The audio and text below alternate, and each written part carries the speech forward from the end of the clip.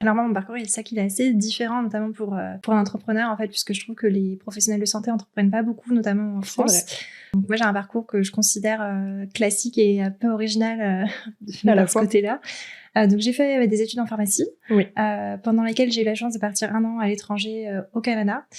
Et au-delà du fait de partir à l'étranger et de ce que ça peut nous apporter, ce qui était très intéressant, c'est que le métier de pharmacien d'officine au Canada, il est vraiment très différent de celui en France. Il est très tourné vers l'entrepreneuriat et c'est quelque chose qui est assez décloisonné, c'est-à-dire qu'on vient séparer finalement les missions de santé des missions de business. Donc ça mettait déjà, on va dire, un petit truc dans ma tête par rapport à la situation française. Je suis revenue, j'ai fini mes études et j'ai commencé, en fait, mon premier travail, c'était dans un laboratoire, en fait, qui développait des produits cosmétiques en B2B, donc dans l'ombre des marques. Que des marques donc naturelles et bio, des marques qui ont fait une très belle évolution depuis, mais que je ne peux pas citer pour le coup. Et donc, en fait, voilà, mon quotidien, c'était finalement d'accompagner ces entrepreneurs qui voulaient se lancer, qui avaient, alors bien sûr, une enveloppe aussi financière à respecter, qui avaient des envies. Et en fait, l'idée, c'était de les accompagner pour démêler finalement aussi qu'est-ce que dit la science, qu'est-ce qui est vrai, qu'est-ce qui est faux et surtout qu'est-ce qui est du storytelling.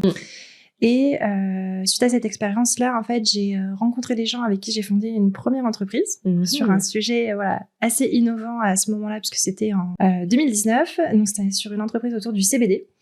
C'est cette première entreprise, cette première expérience entrepreneuriale, elle m'a vraiment beaucoup appris. On pourra peut-être revenir un peu dans les détails plus tard, mais on apprend beaucoup et en même temps, on y passe énormément de temps et beaucoup d'énergie. Et c'est après cette expérience-là, et c'est aussi en étant devenue maman, en fait, que j'ai rencontré Mathilde, avec qui, en fait, on s'est vraiment très bien entendu, que ce soit sur les valeurs et cette envie, en fait, profonde et qu'on dit souvent un peu naïve, en fait, de remettre, en fait, le cerveau à sa place